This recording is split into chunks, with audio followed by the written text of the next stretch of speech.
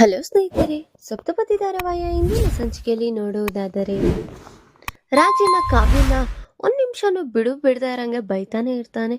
ರೀ, ನಿಮಗೇನಾಯ್ತ್ರಿ? ಪರವಾಗಿಲ್ಲ ಬಿಡ್ರಿ ಅಂತ ಅವ್ರೇನಾದ್ರೂ ಎಸ್ಕೇಪ್ ಮಾಡ್ಕೊಂಡು ಹೋಗಿದ್ರೆ ನೀನ್ ಇಷ್ಟೊತ್ತಿಗೆ ಇಲ್ಲಿ ಇರ್ತಿದ್ದ? ಯಾವ್ದೋ ದುಬೈಯಲ್ಲೋ ಅಲ್ಲೋ ಇಲ್ಲೋ ಇರ್ತಾ ಇದ್ದೆ. ನಿನ್ನ ಸೇಫ್ ಮಾಡಿರೋದಲ್ದಿರ ಈಗ ನಾನೇ ನಿನ್ಗೆ ಮಾತು ಕೇಳ್ತಾ ಇದ್ರೆ ಬಿಡ್ರಿ ಅಂತಿದ್ಯಾ? ನಿನ್ಗೇನು ಸ್ವಲ್ಪನೂ ಬುದ್ಧಿ ಬೇಡ್ವಾ? ಹೋಗ್ಬೇಕಾದ್ರೆ ಮಾಡ್ಬೇಕಾದ್ರೆ ಏನಾದ್ರು ಕೆಲಸ ಮಾಡ್ಬೇಕಾದ್ರೆ ನನಗ್ ತಿಳಿಸು ಅಂತ ನಿನಗ್ 1000 ಸತಿ ಹೇಳಿದೀನಿ. ಆದ್ರೂ ನೀನು ತಿಳಿಸ್ತೀರಾ ಮಾಡ್ದಿರಾನೆ ಹೋಗ್ತೀಯಲ್ಲ. ಏನಂತ ನಿನ್ಗೆ ಇನ್ನ ಹೇಳೋದೋ ನನಗಂತೂ ಗೊತ್ತಾಗ್ತಾ ಇಲ್ಲ ಅಂತ ರಾಜ್ ಹೇಳ್ತಾ ಇರ್ತಾನೆ. ಬಿಡ್ರಿ, ಯಾಕ್ರಿ ನೀವ್ ಅಷ್ಟೊಂದು ಯೋಚನೆ ಮಾಡ್ತೀರಾ? ನಾನ್ ಅನ್ಕೊಂಡಿದ್ ಕೆಲ್ಸ ಮಾಡ್ಬೇಕಾಗಿತ್ತು, ಅದಕ್ಕೆ ಹೋದೆ. ಹಾ, ಅದೇ ಅಂತ ಕೆಲ್ಸ ಏನು? ಈಗ ನೀನ್ ಮಾಡೋ ಪ್ರಯತ್ನನ ಎಲ್ಲ ನಿಲ್ಸಿದ್ರೆ ನೀನ್ ಸರಿ ಹೋಗ್ತೀಯ, ಇಲ್ಲ ಅಂದ್ರೆ ಸರಿ ಇರಲ್ಲ ಅಂತ ಹೇಳ್ತಾ ಇದ್ರು. ಅದ್ಯಾಕ್ರಿ ಸಡನ್ ಆಗಿ ಮಾಡೋ ಪ್ರಯತ್ನ ನಿಲ್ಸು ಅಂತ ಹೇಳ್ತಾ ಇದ್ದೀರಾ? ನಾನು ಮಾಡ್ತಾ ಇರೋದು ನಮ್ಮನೆ ಒಳ್ಳೇದಕ್ಕೋಸ್ಕರ. ಏನ್ ಒಳ್ಳೇದು? ಈಗ ಅಮ್ಮನ್ ಮುಂದೆ ಅವ್ರ ನಿಜಾನು ಗೊತ್ತಾಗಿದೆ ಅಂತ ನನ್ಗೂ ಗೊತ್ತಾಯ್ತು. ಹಾ, ಯಾಕ್ರಿ? ಏನ್ ಗೊತ್ತಾಯ್ತು? ನೀನ್ ನಾಟಕ ಆಡ್ಬೇಡ ಸಾಕು. ನೀನ್ ನಾಟಕ ಆಡಕ್ ಹೋಗ್ಬೇಡ. ನನ್ಗೆಲ್ಲ ವಿಚಾರನೂ ತಿಳಿತು, ನಿನಗೆ ಗೊತ್ತಾಗಿದೆ ಅಂತ. ಮತ್ಯಾಕ್ ಈ ರೀತಿ ನಾಟಕ ಆಡ್ತಾ ಇದ್ಯಾ ಅಂತ ಹೇಳ್ತಾ ಇದ್ದಂಗೆ, ಮತ್ತೆ ಗೊತ್ತು ಅಲ್ವಾ ನಾನು ಈ ಮನೆ ಸೊಸೆಯಾಗ್ಬಿಟ್ಟು ನಮ್ಮ ಅತ್ತೆ ನಮ್ಮ ಮಾವ ಅವ್ರ ಸಂಸಾರನ ಉಳಿಸ್ಬೇಕೇ ಹೊತ್ತು ನಾನ್ ಇನ್ನು ಅದಕ್ಕೆ ಬೆಂಕಿ ಹಾಕಕ್ ಹೋಗ್ಬಾರ್ದು ರೀ. ಈಗ ನೀನ್ ಬೆಂಕಿ ಹಾಕಿದ್ರು ಹಾಕಿಲ್ಲ ಅಂದ್ರು ಅಲ್ಲಿ ಕೊಂಪೆ ಏನು ಮುಳ್ಗೋಗಲ್ಲ. ನಿನ್ ಎಷ್ಟ್ ಕೆಲ್ಸ ಇದೆಯೋ ಅಷ್ಟ್ ಮಾಡ್ಕೊ ಅಂತ ಹೇಳ್ತಾ ಇದ್ರು. ಇಲ್ಲ ರೀ, ಈಗ ಫಸ್ಟೇ ಈ ಮನೆಯಲ್ಲಿ 1000 ಗೊಂದಲಗಳಿದೆ. ಅದು ನಿಮ್ಮೇಲೆ ಇಲ್ದೇ ಇರೋ ಆರೋಪ ಎಲ್ಲ ನಿಮ್ಮೇಲ್ ಬಂದಿದೆ. ಅದನ್ನ ಹೋಗಿಸ್ಬೇಕು ಅಂದ್ರೆ ನಾನ್ ಆ ಮಾಯಾ ಲೇಡಿನ ಹುಡುಕಿ ನಾನ್ ಮನೆ ಕರ್ಕೊಂಡ್ ನಿಲ್ಸಿದ್ರೇನೆ ಅವಾಗ ಅತ್ತೆ ನಂಬ್ತಾರೆ. ಅವಾಗ ಅವರಿಗೆ ಒಂದು ಭರವಸೆ ಬರುತ್ತೆ ಅಂತ ಹೇಳ್ತಾ ಇದ್ರು. ಬೇಡ ಕಾವ್ಯ, ನಿನಗೆ 1000 ಸತಿ ಹೇಳ್ತಾ ಇದ್ದೀನಿ, ಆ ಹುಡ್ಗಿ ಸವಸಕ್ ಹೋಗ್ಬೇಡ, ಬಿಟ್ಟಾಕು. ಈ ವಿಚಾರನ ಮತ್ತೆ ನೀನು ಉದ್ದ ಹೇಳಿತಾ ಹೋದ್ರೆ ಸರಿ ಇರಲ್ಲ. ನೀವ್ ಹೇಳಿದ ತಕ್ಷಣ ನನ್ ಕೈಲಿ ಬಿಡಕ್ ಆಗಲ್ಲ ರೀ. ನಾನ್ ಮಾಡ್ಬೇಕು ಅಂತ ಪ್ರಯತ್ನ ನಾನ್ ಮಾಡೇ ಮಾಡ್ತೀನಿ. ತಾನೆ ಒಂದ್ ಗಾದೆ ಮಾತ್ನ, ನಾನ್ ಒಂದ್ಸತಿ ಕೈ ಹಿಡಿದ್ರೆ ಅದು ಪ್ರಳಯ ಆಗ್ಲಿ ಸುನಾಮಿನೇ ಆಗ್ಲಿ ಅದು ಬಂದು ನನ್ ಕೊಚ್ಕೊಂಡ್ ಹೋದ್ರು ಪರವಾಗಿಲ್ಲ, ಆ ನಿಜನ ಪ್ರಯತ್ನನ ನಾನ್ ಮಾಡೇ ಮಾಡ್ತೀನಿ. ಅತ್ತೆ ಮುಂದೆ ಆ ಮಾಯನ್ನ ಕರ್ಕೊ ಬಂದಿ ನಿಲ್ಸಿಲ್ಲ ಅಂದ್ರೆ ಕೇಳಿ ಅಂತ ಹೇಳ್ತಾ ಇದ್ರು. ಕಾವ್ಯ ನಿಂತ್ಕೋ, ನಾನ್ ಹೇಳದ್ನ ಸ್ವಲ್ಪ ಕೇಳು ಅಂತ ಇದ್ರೂನು ಕಾವ್ಯ ಏನಾದ್ರೂ ಮಾಡ್ಕೊ ಹೋಗ್ರಿ ಅಂತ ಹೇಳಿ ಕಾವ್ಯ ಅಲ್ಲಿಂದ ಹೊರಟಿರ್ತಾಳೆ. ಈ ಕಡೆ ನೋಡಿದ್ರೆ ನಾಗವೇಣಿ ಫ್ರೆಶ್ ಅಪ್ ಎಲ್ಲ ಆಗಿ ಇನ್ನ ಕೆಳಗಡೆ ಹಾಲ್ಗೋಗಿ ಕೂರೋಣ ಅಂತ ಹೋಗ್ತಾ ಇದ್ದಂಗೆ ಸೀದಾ ನೋಡಿದ್ರೆ ಅನಾಮಿಕಾ ಅಲ್ಲೇ ನಿಂತಿರ್ತಾಳೆ. ನಾಗವೇಣಿನ ಮಾತಾಡಿಸ್ಬೇಕು ಅಂತ ಏನ್ ಇವಳು ಬೆಳಗ್ಗೆನೆ ಇಲ್ಲೇ ನಿಂತಿದ್ದಾಳೆ, ಓ ನನಗೋಸ್ಕರನೇ ಕಾಯ್ತಿದ್ದಾಳೆ ಅನ್ನೋ ತರ ಅನ್ಸುತ್ತೆ. ಮತ್ತೆ ಆ ರಾಹುಲ್ ಅದು ಕಲ್ಯಾಣ್ ವಿಚಾರದಲ್ಲಿ ಹಿಂಗಾಗೋಯ್ತಲ್ಲ, ಮತ್ತೆ ನನಗೆ ಉಗ್ಯಕ್ಕೆ ಏನಾದ್ರು ಕಾಯ್ತಾ ಇದ್ದಾಳೋ ಏನೋ. ಬೇಡ, ಇವಳಿಗೆ ಕಣ್ಣು ಕಾಣಿಸ್ಕೊಳ್ತೀರಾ ಹಂಗೆ ಹೋಗೋದೇ ಬೆಟರು ಅಂತ ನಿಧಾನಕ್ಕೆ ಮತ್ತೆ ನಾಗವೇಣಿ ಹಿಂತಿರುಗ್ತಾ ಇದ್ದಂಗೆ ಆಗ ಅನಾಮಿಕಾ ನೋಡ್ಬಿಡ್ತಾಳೆ. ಆಂಟಿ, ಓ ಅನಾಮಿಕಾ ನೀನಾ? ನಾನು ಎಲ್ಲಾ ಕಡೆ ನಿನ್ನ ಹುಡ್ಕೊಂಡ್ ಬರ್ತಾ ಇದ್ದೀನಿ.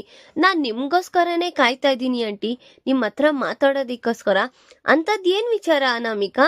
ನೋಡಿ, ನೀವ್ ಹೇಳೋ ಪ್ರಯತ್ನದಿಂದ ನಾನ್ ನಮ್ಮ ಅಪ್ಪ ಅಮ್ಮನ್ನೆಲ್ಲ ಕರ್ಸಿದ್ರೆ ಕಲ್ಯಾಣ್ ನೋಡಿದ್ರೆ ಸೀದಾ ಡೈವರ್ಸ್ ವಿಚಾರಕ್ಕೆ ಹೋಗಿದ್ದಾನೆ. ನನಗಂತೂ ಒಂದ್ ಸ್ವಲ್ಪನೂ ಇಷ್ಟ ಇಲ್ಲ ಅವ್ನ್ ಡೈವರ್ಸ್ ಕೊಡೋದು ಅಂತ ಹೇಳ್ತಿದ್ರು. ನಮಗೂ ಇಷ್ಟ ಇಲ್ಲ ಅನಾಮಿಕಾ. ಈ ರೀತಿ ಕಲ್ಯಾಣ್ ಸಡನ್ ಆಗಿ ಹೇಳ್ತಾನೆ ಅಂತ ನಾನೇನ್ ಕನ್ಸ್ಕೊಂಡಿದ್ನಾ? ಆಯ್ತು, ಇವಾಗ ಆಗೋಗಿರೋದೆಲ್ಲ ಆಗೋಯ್ತು. ಇನ್ನ ನೀನು ಅವನು ಖುಷಿಯಾಗಿರೋದೇ ಈ ಮನೇಲಿ ಎಲ್ಲರೂ ಬೇಡ್ಕೊಂತಿದ್ದಾರೆ. ನೀನು ಅವನು ಖುಷಿಯಾಗಿದ್ರೆ ಅಷ್ಟೇ ಸಾಕಲ್ವಾ? ಖುಷಿಯಾಗಿರೋ ತರ ನೀನು ನಡ್ಕೋ. ಅವನೇನಾದ್ರೂ ಆ ರೀತಿ ಮಾಡಿದ್ರು ನೀನೇನು ತಲೆಗೆ ಹಾಕೋಬೇಡ. ನಿನ್ ಪಾಡಿಗೆ ನೀನು ಖುಷಿಯಾಗಿ ಏನೇನ್ ಬೇಕು ಏನೇನಿಲ್ಲ ಅಂತ ಎಲ್ಲ ನೋಡ್ಕೊಂಡು ಆರಾಮಾಗಿ ಹೋಗು ಅಂತ ಹೇಳ್ಕೊಡ್ತಾ ಇರ್ತಾಳೆ. ಏನೋ ನೀವ್ ಹೇಳೋ ರೀತಿ ಮಾಡ್ತೀನಿ ಆಂಟಿ, ಅದೇನೋ ಸಕ್ಸಸ್ ಆಗುತ್ತೋ ಏನೋ ಗೊತ್ತಿಲ್ಲ ಅಂತ ಹೇಳ್ತಾ ಇನ್ನ ಅವಳು ಸಹ ಅಲ್ಲಿಂದ ಹೊರಟಿರ್ತಾಳೆ. ಆಗ ನಾಗವೇಣಿ ಮನ್ಸಲ್ಲಿ ನೀನು ಅವನು ಆರಾಮಾಗಿದ್ರೆ ಸಾಕಲ್ವಾ? ಅವಾಗ ಕಲ್ಯಾಣ ಸಹ ಆಫೀಸ್ಗೆ ಹೋಗ್ದಿರಾ ಮನೇಲೇ ಇರ್ತಾನೆ. ಅವಾಗ ಇನ್ನ ನನ್ ಮಗಂದೇ ರಾಜ್ಭಾರ ನಡೆಯುತ್ತೆ ಅಂತ ಮನ್ಸೊಳಗೆ ಕಳಂಕ ಬುದ್ಧಿನ ಕಟ್ಕೊಳ್ತಾ ಇರ್ತಾಳೆ. ಧಾರಾವಾಹಿಯ ಪ್ರತಿಯೊಂದು ಸಂಚಿಕೆ ತಪ್ಪದೆ ನೋಡಬೇಕಾದರೆ ನಮ್ಮ KTVS 365 ಚಾನೆಲ್ ಸಬ್ಸ್ಕ್ರೈಬ್ ಮಾಡ್ಕೊಳ್ಳಿ. ಹಾಗೆ ಪಕ್ಕದಲ್ಲಿರುವ ಬೆಲ್ ಬಟನ್ ಅನ್ನು ಪ್ರೆಸ್ ಮಾಡಿ ಅದರಲ್ಲಿ ಆಲ್ ಆಪ್ಷನ್ ಸೆಲೆಕ್ಟ್ ಮಾಡ್ಕೊಳ್ಳಿ. ಇದರಿಂದ ನಾವು ರಿಲೀಸ್ ಮಾಡುವಂತಹ ಸಂಚಿಕೆ ಅಪ್ಡೇಟ್ ನೋಟಿಫಿಕೇಶನ್ ಸಿಗುತ್ತೆ. ಇನ್ನ ರಾಜ್ ಬೆಳಗ್ಗೆ ಆಗುತ್ತೆ, ಫ್ರೆಶ್ ಮೂಡ್ ಇಂದ ಎದ್ದಿ ಆ ಕಡೆ ನೋಡ್ತಾ ಇನ್ನ ಮಗು ಕಡೆ ಹೋಗಿ ನಿಂತ್ಕೊಂಡಿರ್ತಾನೆ. ಇನ್ನ ಕಾವ್ಯ ಕಾಫಿ ತಗೋ ಬಂದಿರ್ತಾಳೆ ರಾಜ್ಗೋಸ್ಕರ. ರೀ ಕಾಫಿ ಬೇಡ, ಟೀ ಬೇಡ, ಹಾರ್ಲಿಕ್ಸ್ ಏನು ಬೇಡ, ನನ್ಗೆ ಪ್ರಶಾಂತವಾಗಿರಕ್ ಬಿಟ್ಬಿಡು ಅಂತ ಹೇಳ್ತೆ. ಏನು ಬೆಳಗ್ಗೆನೆ ಮಕ ಸಿಂಡ್ರಿಸ್ಕೊಂಡ್ ನಿಂತ್ಬಿಟ್ಟಿದ್ದೀರಾ? ನನ್ನ ಹತ್ರ ಮಾತಾಡಲ್ವಾ? ಏನ್ ಮಾತಾಡಿ ಏನ್ ಪ್ರಯೋಜನ?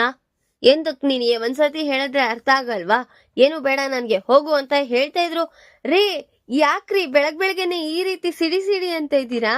ಅಂತದ್ ಏನಾಯ್ತ್ರಿ ನಿಮಗೆ ಅಂತ ಹೇಳ್ತಾ ಇದ್ರು. ನಿನಗೆ ಒಂದ್ಸತಿ ಚಂದ 2 ಸತಿ ಚಂದ ಹೇಳಕ್ಕೆ, ಪದೇ ಹೇಳಿಸ್ಕೋಬೇಕಂತ ನಿನಗ್ ಆಸೆ ಇರ್ಬೋದೇನೋ, ನನಗ್ ಆಸೆ ಇಲ್ಲ ಹೇಳಕ್ಕೆ ಅಂತ ಹೇಳ್ತಿದ್ರು. ಈಗ ಅಂತದ್ ಏನಾಯ್ತು? ಹೇಳ್ದೆ ತಾನೇ ನಾನು ಆ ವಿಚಾರಕ್ಕೆ ಹೋಗ್ಬೇಡ, ಆ ಮಾಯಾ ವಿಚಾರಕ್ಕೆ. ಈ ಮನೇಲಿ ಮತ್ತೆ ಏನೇನೋ ರಾದಂತಗಳು ಸೃಷ್ಟಿಸ್ತೀಯಾ, ಬೇಡ ಎಲ್ಲಿಗೂ ಹೋಗ್ಬೇಡ ಅಂತ ಹೇಳ್ತಾ ಇದೀನಲ್ವಾ? ರೀ ನೀವ್ ಹೇಳಿದ ತಕ್ಷಣ ಅದ್ ಹೇಗ್ರಿ ನಿಲ್ಸಕ್ಕಾಗುತ್ತೆ? ಸ್ವಲ್ಪ ಯೋಚನೆ ಮಾಡ್ರಿ. ನಾನು ಕಾವ್ಯ ರೀ, ನಾನು ಏನಿದ್ರು ನಿಮ್ ಖುಷಿಗೋಸ್ಕರನೇ ನಾನು ಕೆಲಸ ಮಾಡ್ಬೇಕು ಅಂತ ಇರೋದು. ನೀವ್ ಈ ರೀತಿ ಇಲ್ದೇ ಇರೋ ಅನುಮಾನಗಳನ್ನೆಲ್ಲ ಪಡ್ಕೊಳಕ್ ಹೋಗ್ಬೇಡಿ. ನಾನ್ ಸೇಫ್ ಆಗಿ ಇರ್ತೀನಿ, ಸೇಫ್ ಆಗಿ ಕರ್ಕೊಂಡ್ ಬರ್ತೀನಿ ಅವಳನ್ನ ಅಂತ ಹೇಳ್ತಾ ಇದ್ರು. ನಿನಗ್ ಪದೇ ಹೇಳ್ತಾ ಇದ್ದೀನಿ ಕಾವ್ಯ, ಅರ್ಥ ಮಾಡ್ಕೋ. ನೀವ್ರಿ ಅರ್ಥ ಮಾಡ್ಕೋಬೇಕಾಗಿರೋದು, ನಾನಲ್ಲ. ನಿಮಗೆ ನಾನು ನಿನ್ನೆಯಿಂದನೂ ಹೇಳ್ತಾನೆ ಇದ್ದೀನಿ, ನನ್ ಪ್ರಯತ್ನನ ನಾನ್ ಬಿಡಲ್ಲ, ನಾನ್ ಮಾಡ್ಬೇಕು ಅನ್ಕೊಂಡಿರೋದ್ನ ಸಾಧಿಸಿ ತೋರಿಸ್ತೀನಿ ಅಂತ. ನೀವು ನನಗ್ ಹೇಳದ್ನ ಬಿಟ್ಟಾಕಿ, ನಿಮ್ ಪಾಡಿ ನೀವು ಕೆಲಸ ಮಾಡಿ, ನಾನ್ ಏನ್ ಮಾಡ್ಬೇಕೋ ಅದನ್ನ ಮಾಡಿ. ಅತ್ತೆ ಮುಂದೆ ಆ ಮಾಯನ್ನ ಕರ್ಕೊಬಂದ್ ನಿಲ್ಸಿಲ್ಲ ಅಂದ್ರೆ ಅವಾಗ ನೀವು ನನಗ ಮಾತಾಡಿ, ಇಲ್ಲ ಮನೆ ಬಿಟ್ಟೆ ಕಳ್ಸಿ, ಆಯ್ತಾ ಅಂತ ಹೇಳಿ ಕಾವ್ಯ ಅಲ್ಲಿಂದ ಹೊರಟಿರ್ತಾಳೆ. ಇನ್ ಈ ಕಡೆ ನೋಡಿದ್ರೆ ಮನೆ ಮಂದಿಯವರೆಲ್ಲ ಅವ್ರವ್ರ ದಿನಚರಿ ಕೆಲಸ ಮಾಡ್ಕೊಳ್ತಾ ಇದ್ದಂಗೆ ಪುರೋಹಿತರು ಮನೆಗ್ ಬಂದಿರ್ತಾರೆ.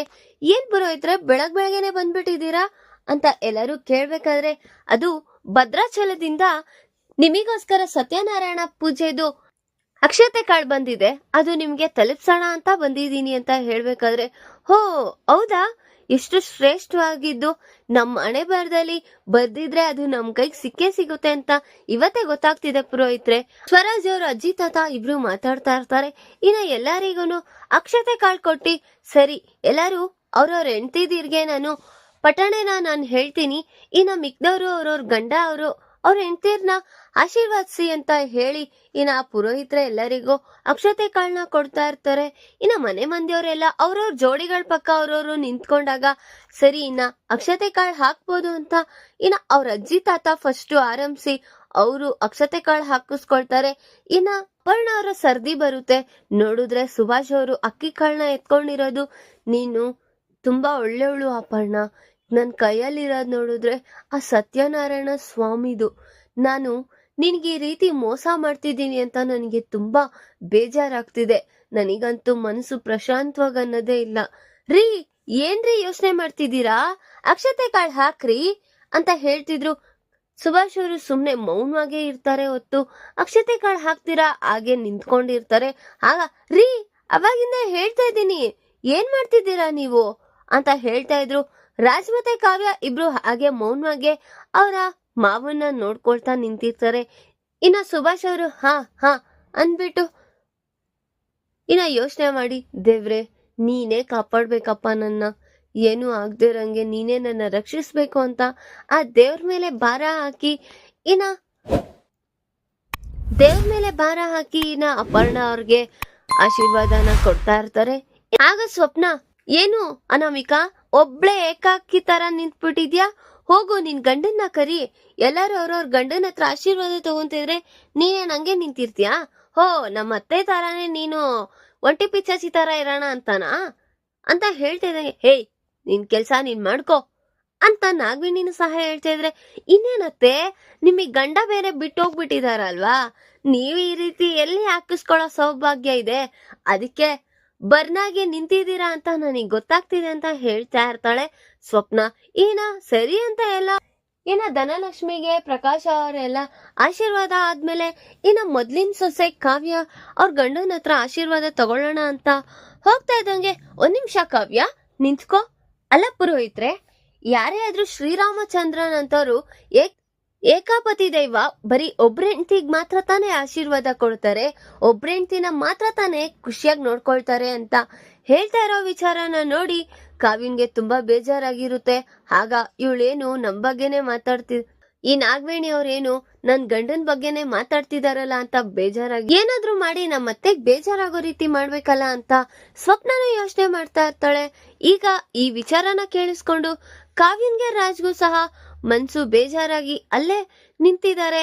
ಇಲ್ಲಿ ನೋಡಿದ್ರೆ ಸುಭಾಷ್ ಅವರು ನನ್ನ ಹೆಂಡತಿಗೆ ನಾನು ಮೋಸ ಮಾಡ್ತಿದ್ದೀನಲ್ಲ ಅಂತ ಅವ್ರ ಮನ್ಸಲ್ಲೂ ಗಿಲ್ಟ್ ಕಾಡ್ತಾ ಇದೆ. ಈಗ ಆ ವಿಚಾರ ಏನಾದ್ರೂ ಅಪರ್ಣ ಅವ್ರಿಗೆ ತಿಳಿಯುತ್ತಾನ ಮುಂದಿನ ಭಾಗದಲ್ಲಿ ತಿಳಿಸ್ಕೊಡ್ತೀನಿ. ಈ ವಿಡಿಯೋ ಇಷ್ಟ ಆದ್ರೆ ಲೈಕ್ ಮಾಡಿ, ನಿಮ್ಮ ಫ್ರೆಂಡ್ಸ್ ಹಾಗೆ ನಿಮ್ಮ ರಿಲೇಟಿವ್ಸ್ಗೂ ಶೇರ್ ಮಾಡಿ ಅಂಡ್ ಕಮೆಂಟ್ ಮಾಡಿ. Thanks for watching.